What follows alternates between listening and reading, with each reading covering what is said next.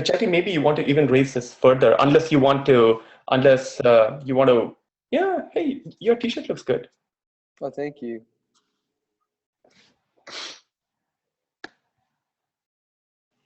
Okay, I see a bunch of people coming in. Wait, do I need to answer this poll? No, no.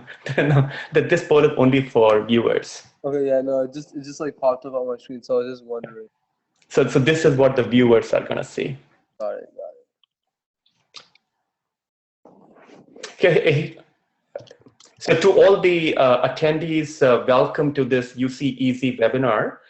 Please give us a couple of minutes. We are just waiting for attendees to come in, and then we'll start. But in the meantime, if you could please start responding to the poll, that'll be great.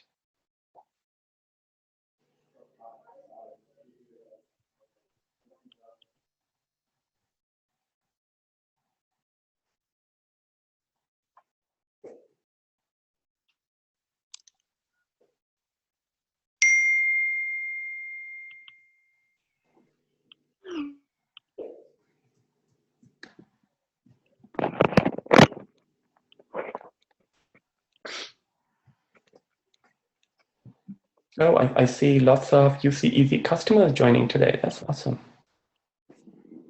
Okay.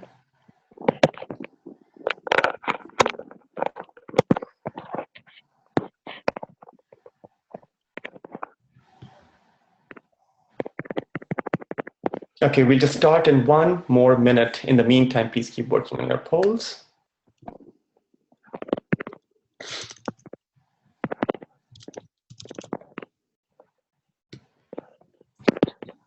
Chetty or Neil, could you please mute yourself just until the time you're speaking?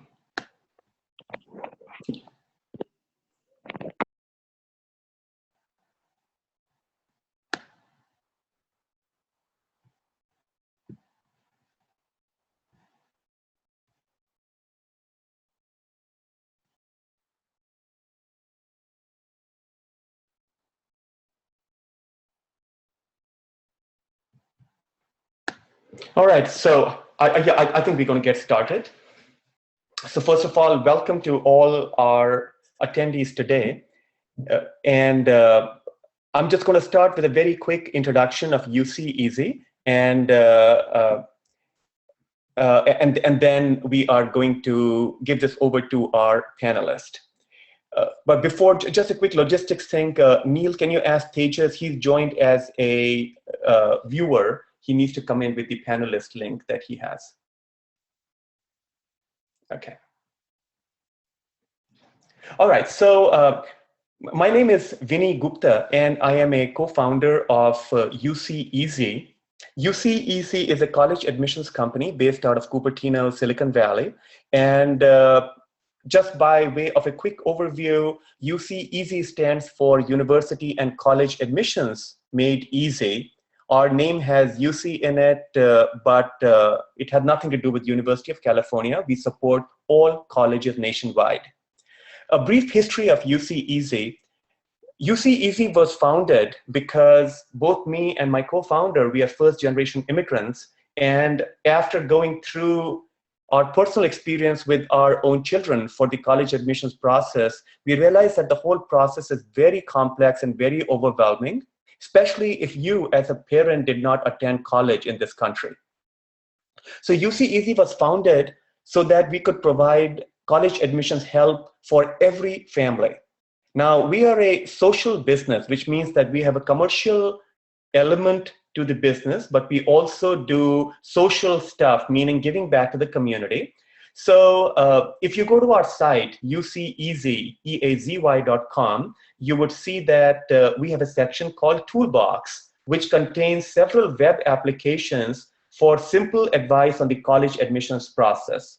A lot of those applications are specific to California colleges, the California State University and UCs, but there are a couple, for example, Organizer, which will help you with key dates for the top 10 private universities and the top 5 public universities in the country. And those are completely free, so I urge you to use those. The second thing is that the kind of webinars that you are on today, and we do them 2 to 4 times a month, and we also do similar events as seminars or workshops at community centers. Those are completely free and again giving back to the community. And you can learn more about those on uceeazy.com/events. And lastly, to the business part of what we do, we have a network of very highly experienced college admission coaches or counselors that you can engage with any or all aspects of the college admissions process. They provide coaching over online video. You can engage with them hourly or by a block of hours. And I'll talk about that more at the end of this seminar. And you can learn more about them on uceeazy.com/union. So with that, I'm going to open this up to our panelists today. So today we have 3 students that are currently in college. All of them are second-year students.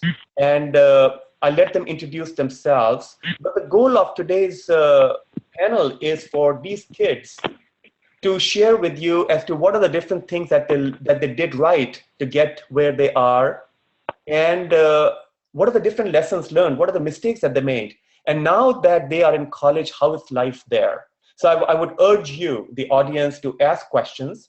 And the way to ask questions would be that there is a Q&A panel or a Q&A button that you would see. Please go type in there, and then our panelists would either respond through the Q&A panel or they would respond live.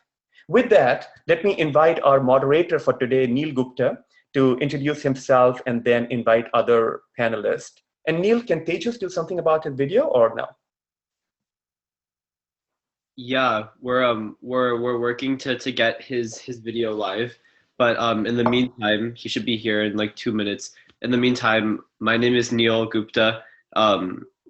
My dad is the co-founder and CEO of UCEazy, and so basically what we want to do today is show you how we got to college. And I go to a private college. I go to the University of Chicago. My friend Chatty, whose video is broadcasted right now, he goes to Cal Poly SLO, which is a state university, a CSU. And then Tejas, whose video is going in and out, but he'll be here soon, goes to UC San Diego, a university of, perfect, he's right there, goes to a UC. And so hopefully with this broad array of types of colleges, private, CSU, and UC, we can touch most bases and answer all your questions. And with that being said, I'm majoring in economics and statistics and can answer anything about anyone trying to apply as like a business major or an economics major, but also just provide insight to the whole process in general. Chatty. Hi, I'm Chatty. I go to Cal Poly San Luis Obispo. It is a state school, and I'm studying kinesiology there. And for those of you that don't necessarily know what kinesiology is, it's essentially sports medicine, and I'm trying to use that degree to apply to med school in the future. Tejas. Cool. Hi guys. My name's Tejas. I go to UCSD and I'm majoring in computer science right now. So if you have any questions related to that, you can ask me. Yeah. So I think Vinny touched on how to ask questions within this webinar if you're a viewer. So feel free to pop in with questions whenever you have them. I'll do my best to moderate this event as best as we can.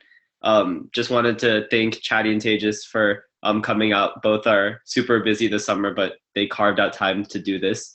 So we'll go ahead and start with like an overarching topic, and that's basically creating your college list, which basically should be your first step in the college application process.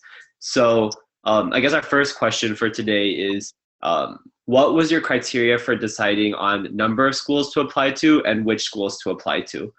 Basically, just walk us through how you went about constructing your college list. We can start with Tejas. Sure. So I think it's a good idea to follow like the tier system. Oh, sorry. Hold on.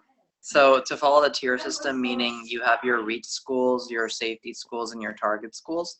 So generally schools will release statistics on like, average scores, average GPA, what their student body looks like. And, you can make an estimate about, okay, yeah, it's likely I'm going to get into here, or it's not very likely I'm getting to here. So just trying to balance that out is very helpful. And in terms of number of schools, I would say like, anywhere from 14 to 20 schools, counting the UCs separately, would be a good amount of schools to apply to. And lastly, I just want to say that before you apply to a school, I would highly recommend visiting a school, because there's really no point in applying to a school that you'll never go to.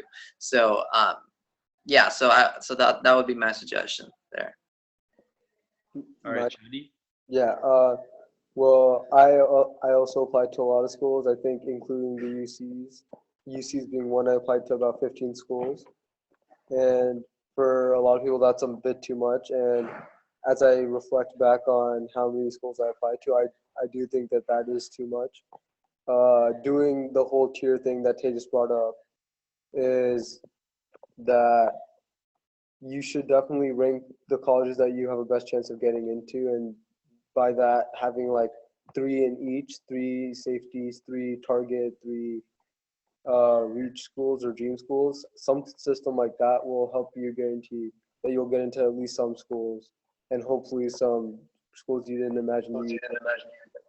But also a thing to be careful of, some majors might be more difficult or more selective at specific schools, and so just by looking at the overall GPA, you might not necessarily like base your likelihood of getting in, because for example, Cal Poly's average GPA for getting in is about a 4.0 weighted, but if you would like to get into their engineering program, you would need about at least a 4.2 or a 4.3 to be considered competitive. So stuff like that you would have to consider when basing what schools to be safety, target, or reach schools. Yeah, so both Chadi and Tejas touched on some really great ideas in terms of molding your college list and creating the college list.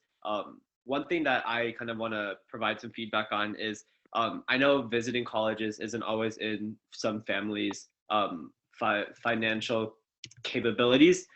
So what I did actually was I visited a large private school, a small private school, a large state school, and a smaller state school. And what I did that way was I kind of figured out what kind of college do I like. Do I like a bigger school? Do I like maybe a smaller school? Do I like big cities? Do I like rural kind of areas? And in that way, I didn't have to visit all, I think, 15 schools I applied to, but I could spend money visiting 4, maybe all within the same geographic region, and then using that create my college list. Because in my mind, a school like the University of Chicago would be very similar to a school like Columbia, or maybe UC, maybe like, yeah, basically just schools that I could basically compare. I wouldn't have to visit both. I could visit their like general type of school. Quick request from Vinny, if for all the moderator or for all the speakers to speak up. So just Chadi, Tejas, and me. Okay. So yeah, so that's basically how all of us went about building the college list. To kind of sum it up, I know a lot was thrown at you. Having a tier system is definitely really helpful. So having your safety schools, which are schools you're basically sure you'll get into, having your target schools, and then having your reach schools. And something to keep in mind, like a word of caution, is sometimes just having the right GPA for a certain school, this is especially true of like top schools, having just the GPA won't get you in, because there's probably so many people applying with perfect grades and perfect SAT scores. So if your GPA doesn't always fall in the same range, don't let that discourage you, because colleges look at so much more about you than just your GPA. And we'll talk about this later, but it's a good benchmark to use in terms of creating your list, but it's not the end all be all. Since we kind of want to get this moving and get into some more meaty topics, if you have questions, please post that in the way that Vinny told you to in the beginning about the college list, and we can definitely get to that. But we'll go ahead and move on to extracurricular activities because, especially if you're younger, it's a very intangible concept to understand because there's no right answer. So what us three will do is tell you what we did to kind of mold our extracurriculars into a college application. So the question for this section is, how important are extracurricular activities, and what were you generally involved with in high school? So we'll start with Chatty this time. So obviously it's hard to know what you want to do when you grow up, and it'll be very difficult to plan your extracurriculars around that, especially in high school, because usually some of them, like, for example, I did soccer. I started that very early on. I started in since like a kindergartner, but Boy Scouts was something that I also happened to start when I was in that same age, and I ended up finishing and getting my Eagle Scout along with two of my friends here, Neil and Tejas. But like I said, it's very difficult to plan out exactly what extracurriculars you can take that'll help you get into the college, because so many things can be considered unique and so many things would not be considered unique, because there's no such thing anymore as like being a mathlete anymore in terms of being really smart as well as being an athlete, because there are too many people like that nowadays. So trying to find an extracurricular that can separate you from everyone else. So for example, like I said earlier, we're all three of us are Eagle Scouts. And when someone is looking at your list of extracurriculars, they look at Eagle Scout and they see, wow, these guys are leaders, and they decide and they show some amount of leadership, some amount of coordination and preparation, stuff that sets you apart from other candidates that are applying to the same college. And so in terms of picking my extracurriculars, I really wanted to find something that I was interested in. I luckily knew from an early age that I wanted to do something bio-related or potentially with medicine. And I was interested in sports as well, so I found out about kinesiology, which is essentially sports medicine.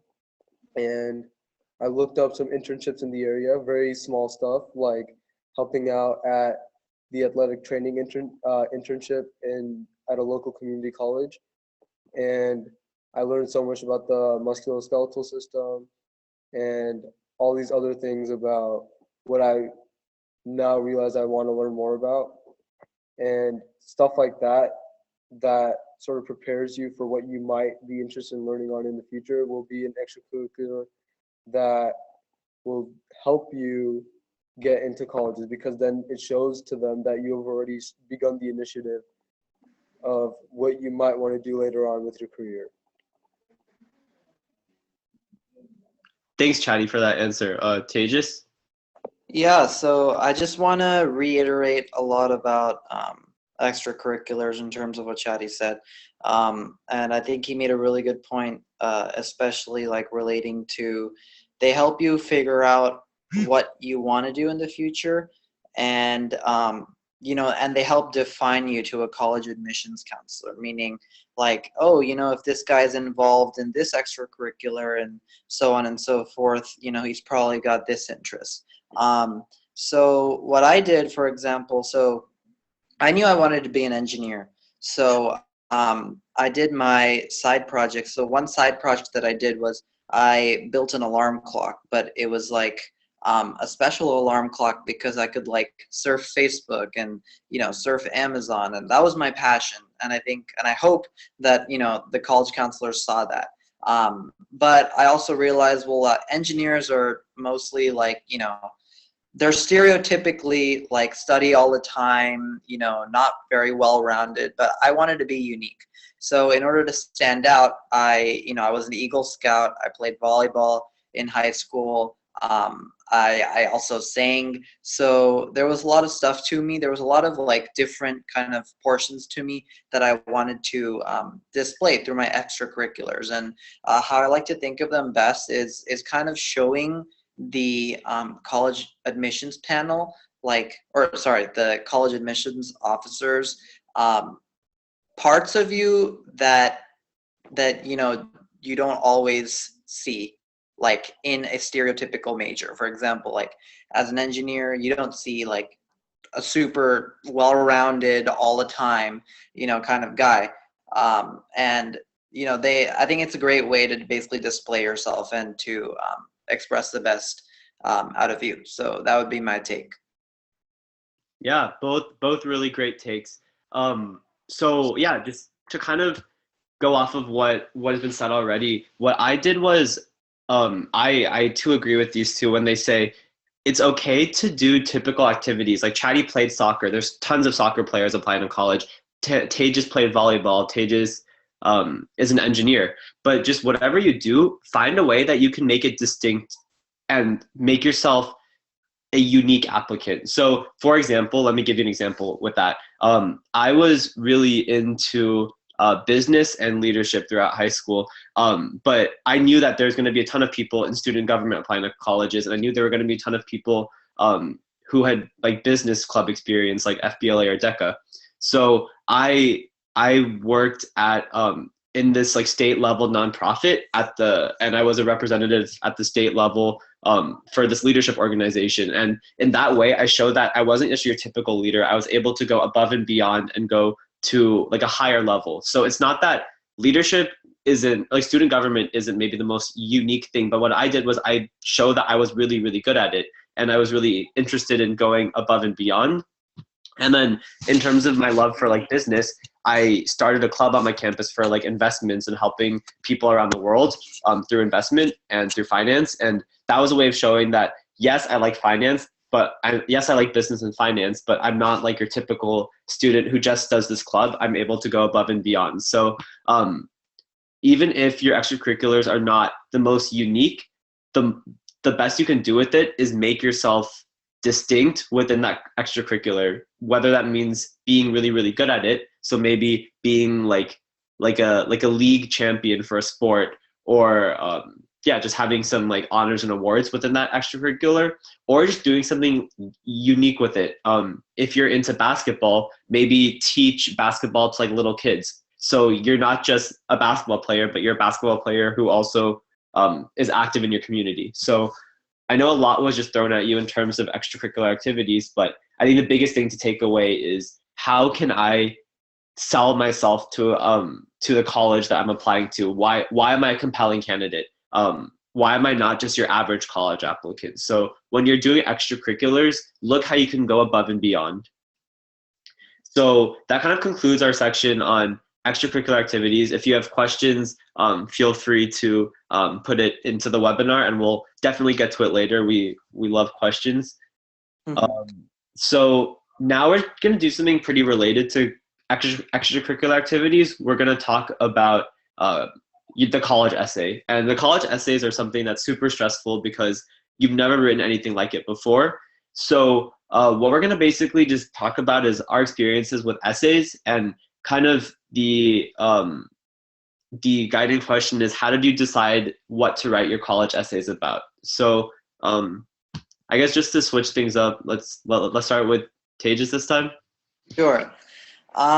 So with regards to the college essay, again, it's all about making yourself unique, just like with extracurriculars. And I realize that, not everyone has like a super unique thing to write about. But that's okay. Like Neil said before, you could turn this very everyday activity into something special. For example, with the basketball, coaching little kids and teaching them, you could talk about that. It's really all about how you spin the story. So I guess like a good way to start thinking about what to write, or at least how I started thinking about it, was, like I had a conversation with my friends, my mom, my dad, and I started asking them like, hey, like, what do you think makes me unique? Like, tell me a moment where you really like, something really stood out to you, and that really helped me frame what I was going to write about. So what a lot of my friends and my parents ended up saying was, I think that your situation with your brother is very unique, because I have a brother with special needs, And so I wrote my essay about being an older brother to someone with special needs. And, you know, there's like a million older brothers out there, but, you know, and the fact that I was able to write about it was really special because, and sorry, let me rephrase that a little bit. Basically, there's so many older brothers out there, but I think the fact that my brother has this unique disability, I was able to have a different experience, and there was personal growth that I could gain from that experience. So what you want to write about, again, is you and not other people. So how is this unique experience developing to your character? Developing your character, and how has this shaped you as a human being? So those are the kind of big questions that you want to target. And again, you want to focus on being unique and not ordinary. So even if you have this super plain story, as long as you spin it to sound unique, you know, that can show a lot about who you are, and that can show the college that, you know, we're admitting a unique individual. So I would say be unique, and you know, reflect on your life experiences. Even everyday experiences is like a thing to write about. So that would be my advice. Yeah, thank you so much, Tejas. And then Chatty, any thoughts on your essays? How'd you go about writing them? Maybe share what you wrote one about. Yeah, and so you might be compelled to write about one of your extracurriculars, and that might end up being a good essay, but your college admissions officers already know what extracurriculars you take. They will already know what your GPA is and all these other things about you, but you should, like, to do your essay more towards stuff that your application won't be able to tell for you. So how a certain event in your life impacted you, or in Tejas's case, how his situation with his brother made him a different person, and how he was able to grow and develop from that. So you, like I said, you might feel compelled to write about one of your extracurriculars. You might, and that's fine. But as long as you are able to stress a certain point and somehow show how you are a compelling candidate for whatever reason, whether it be you're a leader or you're a caring, helpful person that can contribute to the community, whatever it is, you need to be able to show that in your essay. And yeah, I guess that's it for me. Anything else, Neil? Yeah, I mean, thanks so much. Yeah, I think I went with a similar route as both of these two. I think the biggest thing I did was when I was looking for an essay, I thought, what haven't people written about in a college application? Because something that really stuck with me in this process was someone told me these like college application readers, like in the admissions offices, they come across they've read hundreds, thousands of essays, right? So how do I be that essay that kind of like makes them want to read it? How do I pick something? So yes, a lot of that time that manifested in me writing about something really weird, that was just like a really odd topic, like writing about writing about like a weird experience, or maybe like my favorite childhood toy or something. But sometimes that really just ended up in me writing a really personal essay about like myself, and maybe not my extracurriculars, but who I really am as a person. And I think that in terms of college essays, the biggest thing to do is just, one, write about something that is not generic. So I know that's like very hard, but don't write about like how when you shot a goal on your soccer team, it was like the best thing ever. Because yes, like I understand that like means a lot to you or your student, but that's just that there's been so many essays about that kind of stuff. So how can you be unique? And two, are you adding a new layer to your application that hasn't been there before? Because why waste precious words in your application or in your essay on stuff that's already in your application? So those are the two biggest things to look out for. And definitely having like a college counselor through UCEazy, those counselors are very experienced in college applications, so they can tell you if an essay is generic or if an essay is truly like touching. So those are that basically sums up our point on college essays, and we're gonna do kind of one more general area, and then just have a pretty structured question question and answer session because it's a smaller group today. So Oh, Neil, before you move on, I have one more thing to add about essays. yeah, go ahead.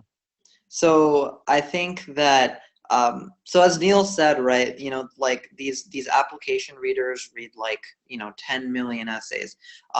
But I think it would be really, really great for someone to write an essay as if they were telling a story. So, you know, I'm sure like a lot of you in high school have been told you can write the typical 5-paragraph essay, intro, body, conclusion. Well, just imagine if you were reading like 30 million of those, like how you're going to make it stand out, even if like, you know, you want to find a unique topic, but even if it was a dull topic, telling that in a story form would be a lot more entertaining than telling it, you know, as your standard 5-paragraph essay. So I think storytelling is like a very, very good strategy in terms of writing college essays. And make sure to like have, you know, UCEazy counselors, your friends, your families read over your essays, because the more perspectives you get, the better. So yeah, those two things I wanted to add. Yeah, thank you so much for adding that. I totally agree with all of that. So I think a pretty good last question is going to be if you had to apply to college, what would you do differently if you had to do it again? And I guess if you want to also maybe add a plug for advice in college. So I guess each of our panelists answered 2 questions. One, if you had to repeat the process, what would you do differently? 2, what's advice for transitioning from high school to college? Start with Chadi. So thing I would change about what I did. I mentioned earlier that I felt I applied to too many colleges. I probably should have worked on narrowing my list, and that would be probably the one thing I'd change, because you realize eventually that you're spending a lot of time visiting these colleges, applying, writing essays, talking to a bunch of people on how you want to get into all these colleges. But in the end, you're only going to one. You're not going to multiple colleges. So yeah, it'd be nice if you got into like 20 colleges, but you're only going to one. So I think really doing a good job of narrowing down your college list to, does it have my major? Can I see myself going there? All these things should definitely be considered. And that's probably the one thing I'd want to change. And what was the second question, Neil? Second question is, what's the biggest change from high school to college? I think probably just being on your own. It's, yeah, everyone tells you, yeah, you get more independent in college, but students don't typically realize how independent you really are, because you still are going to school, but you do have to manage all these other aspects of your lives. You may have not started doing your own laundry yet. You might have not started, you know, cooking for yourself if your situation isn't dining hall related. You'll maybe have to start making your own bed. Who knows? There are a lot of things that students may have not done because they're in high school and have had parents to look after them. But now is a time where you need to start realizing, oh, now I have to do my laundry, or I need to clean up my room because I can't work in here, or maybe I should stop hanging out with my friends and focus on my studies.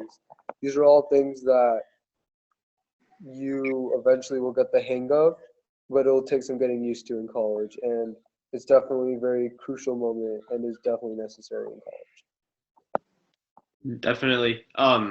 Tejas, actually, before Tejas goes, I don't know if everyone can see the chat button on the right side of this panel, but please go ahead and ask questions. We'll answer them as honestly and candidly as possible. We've all gone through this process, and we have really great insights, and we'll tell it to you like it is. So literally, you can ask anything here, and just go ahead, keep sending in your Q&A. And with that being said, Tejas, go ahead. If you had to repeat the process, what would you do differently? And then advice from transitioning to high school to college. Yeah, so I think one thing that pops out at me looking back on the whole process is how to handle rejection. So I think that's something that a lot of high schoolers struggle with when they're applying to college. They always second guess themselves. I know I've done this. Like, I'll definitely openly admit it. Like, what could I have done differently to get into this school? But looking back on it now, I don't think that after you submit your college application, I don't think that, you have any power. I mean, of course, there are appeals that you can make, but I think that you should focus on the fact that sometimes, like, you do get rejected in life, and sometimes, even if you were an amazing candidate, and definitely academically qualified to go to a school, sometimes, like, that school is just not a fit for you. They're looking for students with other kinds of personalities. And I think it's important to remember that there's always a school. There's always a school for everybody. There are so many schools out there, and even if you don't get into, your top school, your safety school, like, your safety school might be a great place. It might, like, I know a ton of friends that, ended up going to their safety schools and ended up loving them. So I think that would be my biggest piece of advice. Don't get down on yourself for rejection, because it happens in life, and it's something you have to deal with. Which I wish that, looking back on it, I wish I would have given myself this advice. And I think another part of that is openly communicating with friends, close friends and family, through about your emotions throughout the process. That's definitely important. And finally, don't get pressured to apply to a school just because people will think you're smart, right? I think that it's important to apply to schools that fit your personality. So I think that would be another piece of advice. And for the second question, how to transition between your school high school and college, I would suggest, Patty said there's a lot of independence in college than there was in high school. And I think it's important to start learning how to handle your own money, learning how to study on your own, stuff like that. So, and I think that a great thing about college is that with this independence also, obviously comes responsibility. And one great thing about college that I love is that you can choose classes. You don't have to take math, social studies, language arts, history. You can choose classes that really interest you.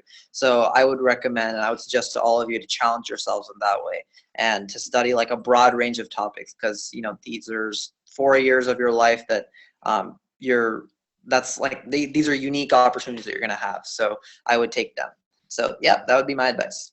Awesome. Thanks so much for the advice, guys. So we have a lot of Q&A. We have a lot of Q&A coming in, but the biggest thing that I'll just share for a quick advice is, if I had to do the process all over again, I would just, honestly, this is cliche, but I would not worry as much. I think it's important to have a lot of faith in the process and realize that where you end up is where you're meant to be, and you will have fun in college no matter where you go. And it's a very hard concept to grasp when you're in the thick of the application process, but it's just important to understand that college is college no matter what, and you'll have fun no matter what. So that's my kind of hindsight. And advice from transitioning from high school to college is learn how to calendar. So in college, your teachers won't assign you the exact reading or the exact homework every day that you need to succeed. So you have to start reading on your own for classes, and you have to start creating your own schedules, because teachers won't do that for you. So definitely just kind of that academic independence is really hard for some people. It was pretty hard for me. So just get used to kind of creating schedules on your own so you can succeed in your classes, because classes are super fast paced. So we're going to start going through Q&A, and how we'll do this is, so we can get through everyone's, is we're going to just Chatty, Tejas, and myself, whoever feels like they can best answer the question, just pop your hand or just start speaking. If anyone wants to touch on anything, just touch on it after. First question, should we spend more time on college essays or GPA? Should we get as many people as we can to read our essays? So this is like a two question. So we'll start with the first question. Should we spend more time on college essays or GPA? I can take this one, and if you guys want to add after. So once again, the question is, should we spend more time on college essays or GPA? I think both go hand in hand. I think GPA is what kind of gets your foot in the door for college. I think if unless you're a super compelling applicant, like you've maybe won like a national science fair or you're a star athlete, I think your GPA is what gets your foot in the door. Like some schools might not even look at your application if you're below a certain GPA threshold, I think.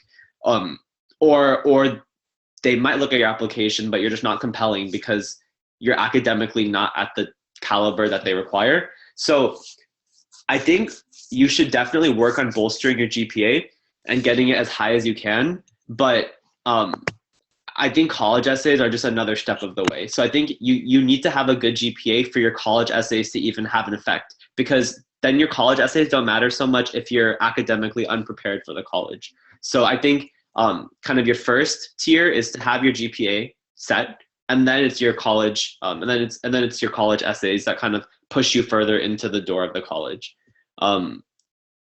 Hopefully that answered your question. Do you guys have anything else to touch on that, or? Well, I think you said it, yeah.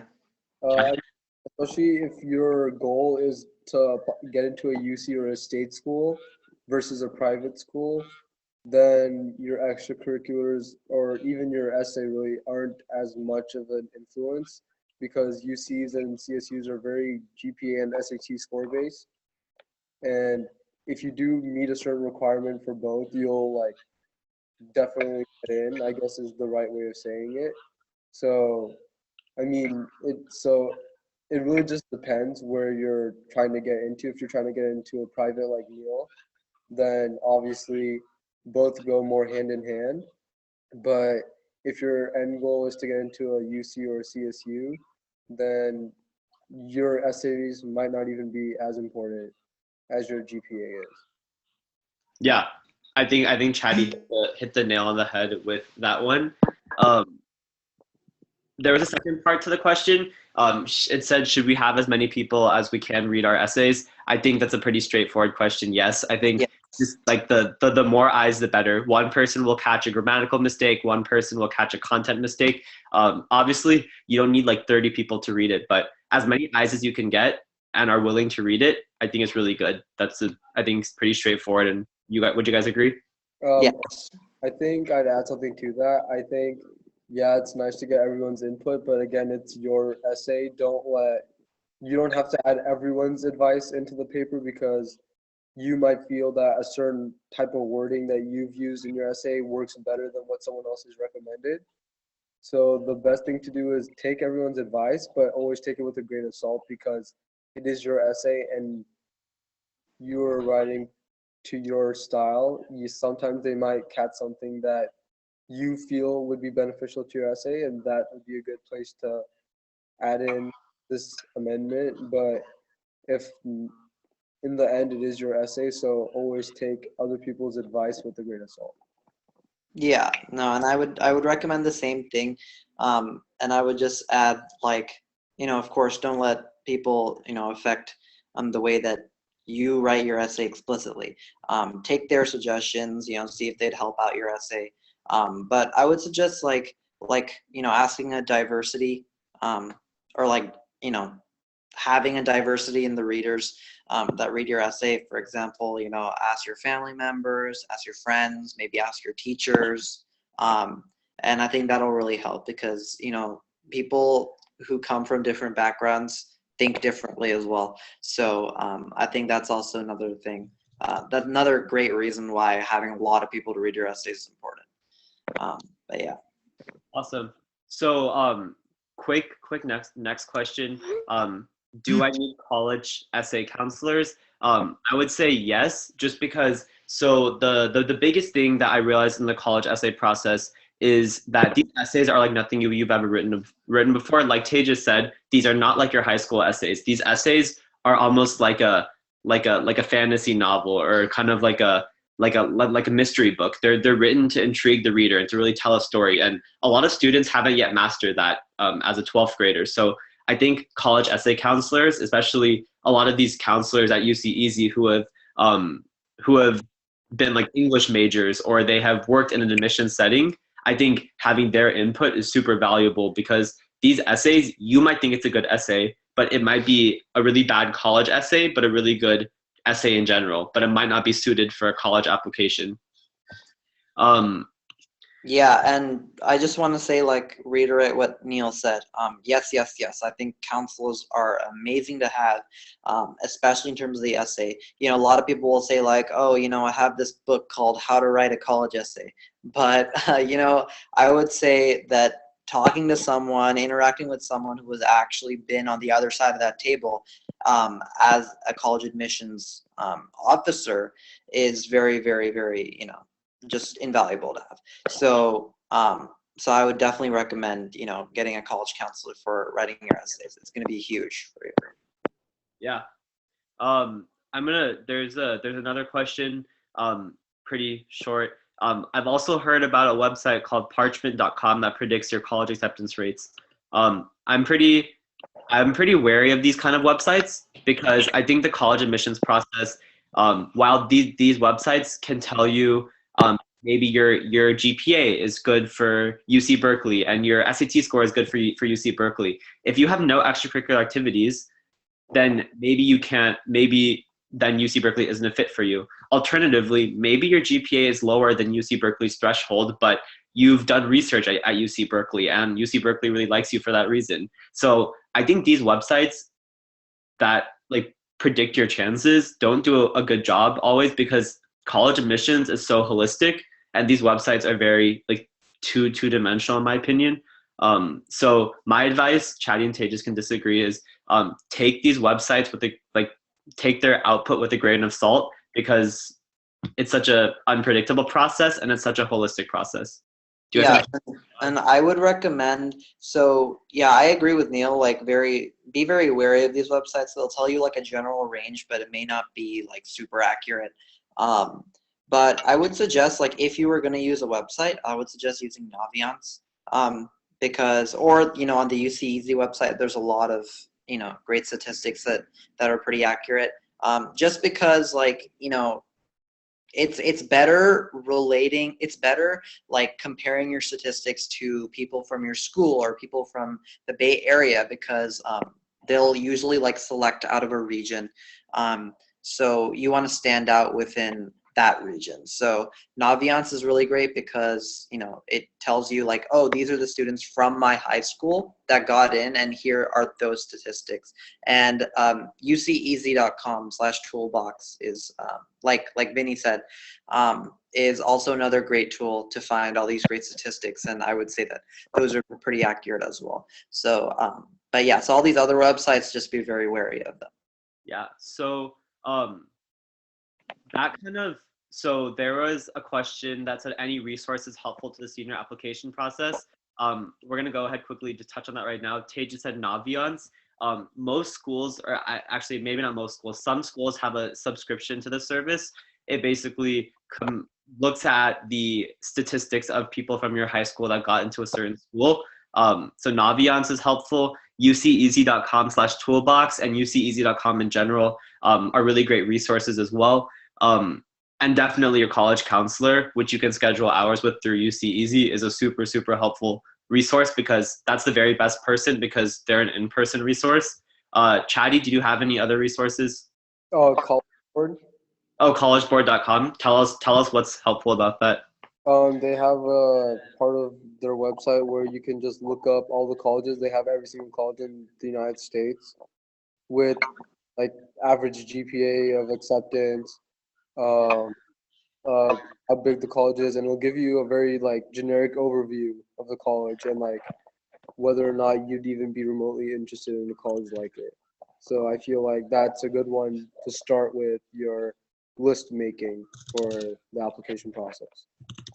Yeah. All right, and then we're gonna hit our last question. Well, there were two questions about AP courses, so I figured we can blend it into one question in the interest of time. And basically, what are your guys' opinions on AP courses? What's like necessary AP course, what is unnecessary, and how did your AP test scores affect college choices. So before Chatty and Tay just take this last question away, AP classes are college level classes taught by high school teachers. So you can take AP chemistry, AP calculus, AP physics, et cetera, AP US history, AP language. And basically that's what AP classes are. And then you can take tests in May of every year. And depending on your score, these credits can transfer to college. And get you out of some college classes. Another reason that they're so another reason that they're so important is because they can also they can signal to colleges that you're really good at a certain subject and you're prepared for college level rigor classes. Yeah, go ahead, guys. Talk about which AP courses you would recommend taking if you had to take any, and did your AP test scores affect your college choices? Yeah, so overall, I'd like to answer this question by just saying, like, I think AP tests are a great thing, and I think, like, it's a very unique kind of opportunity that you should take. Just because, as Neil said before, like, it shows that you have kind of taken initiative to get ahead, and I think that's what a lot of colleges like to see in their applicant pool. So I would say, like, the one thing I'd be careful of is that since these are college level courses, they do tend to be more difficult and they do tend to, consume a lot of time. So you don't have to, like, take a gajillion AP level courses. I would suggest, like, relating to your major maybe, and maybe like a few here and there. So for example, if you ever want to be an engineer, I would recommend taking AP physics. Just because physics and engineering go hand in hand basically, and that's something that I took, as well as balancing that out with, like, maybe a push or an AP language, which kind of shows, like, your breadth. But I would say, like, don't go overboard and take like 40 AP courses because that's gonna really stress you out. Chatty, you have anything to add? Yeah, basically what Tejas said. I knew that I was gonna apply with some sort of science field, so I took AP Bio and AP Chem, and I added to that by taking US History, Econ, and Calculus, because they also want to make sure that you're at some sort of level of taking just a general amount of college level classes. So, I mean, obviously don't overboard yourself. I only took 5. I don't know how many the other guys here took, but I've heard stories of people taking 5 in 1 year, and I think that's really unnecessary. So I mean, it's really making sure that you can balance it out, because you guys, as students, you guys will have to manage your life while applying to these schools, and I think it's personally unnecessary to take a bunch of AP classes. Yeah, I think those are both really good answers. I don't think there's a right answer in terms of taking AP classes. I think you should, if you're planning to major in a certain area, you should take AP classes related to that. And I think you should also take a couple just to show that, yes, I'm interested in this certain subject. I'm competent in, like, other areas as well. In the Q&A section, if you check the answered questions, I typed out a response to one of the questions. In the interest of time, it was a kind of a broad question. And then we have one quick leftover question. How many AP test scores did each of you send in? And do you recommend sending scores of 3? I'll quickly answer this. I sent in, Chatty said he took 5 classes, 5 APs. Yes. Yeah. So how many, so you sent in 5 scores? I sent in 5 scores because I got 4s and 5s on all of them. Yeah. So I think 3, I don't know. I think depending on the school, you should send 3s or not. Me, Chatty, and Tejas, we don't know as well as maybe like UCEazy college counselor. So I would talk to more experienced individuals, but I don't think a 3 is a bad score. I think the scores range from 1 to 5. So a 3 is middle of the road. So definitely talk with your college counselor. But honestly, any scores that you're proud of and any scores you think can prove your competence to a college admissions officer, I think you should send these in. typically those tend to be 4s and 5s. So I think a 2 or below is not a passing grade. I think 3 and above is passing. So I definitely wouldn't send a 1 or 2. If that makes sense. Why would you send a failing grade? But I think 3 and above should be fine. 4 and 5s are the general looked at as like good grades on these tests. So I'd send those in. But definitely talk to a UCEazy college counselor. And with that being said, I'm going to turn it over to Vinny.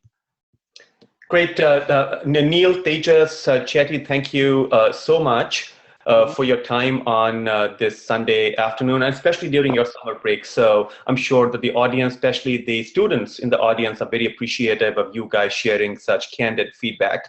So with that, let me just make some closing comments and draw this webinar to a close. So I see several UCEazy customers. So some of this stuff they have already heard. So let me make my screen a little bit bigger. 1 second here. And so if you can see my screen, the 4 families, especially the younger students here, I know there's somebody in the audience from 8th grade. The key recommendation with this complex college admissions process is that just start early. As you think about the college admissions process and perhaps engage with one of our college admissions experts, you can go to our site. Let me go there to that site.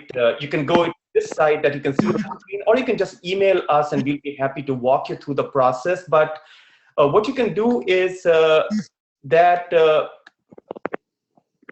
for 8th grades, for younger kids, we say that maybe for the entire year, just get 3 hours of help, say from a college admissions coach from UCEazy on things like course selection, extracurricular, summer planning, and only about 5 grades in 9th grade. And that hours keep increasing. But if you are a younger student, then start early, because the whole idea with college admissions process is to get the foundation done right, so that when you get into your senior year, you have everything that you need to put your best foot forward.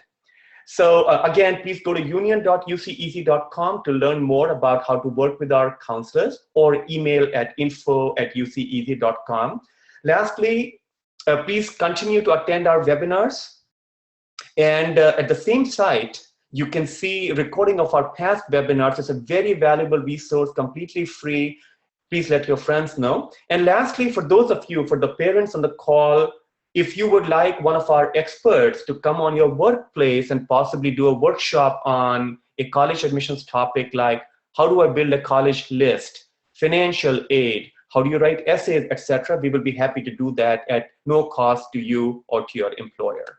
So with that, I want to thank once again our panelists for today, Neil, Tejas, and Chetty. And thank you so much to our audience, especially to the parents who took time from a Sunday afternoon, which otherwise could have been leisurely, to listen to this important thing for their students' college admissions journey. Thank you on behalf of UCEazy, and we hope to see you again soon. Bye for now.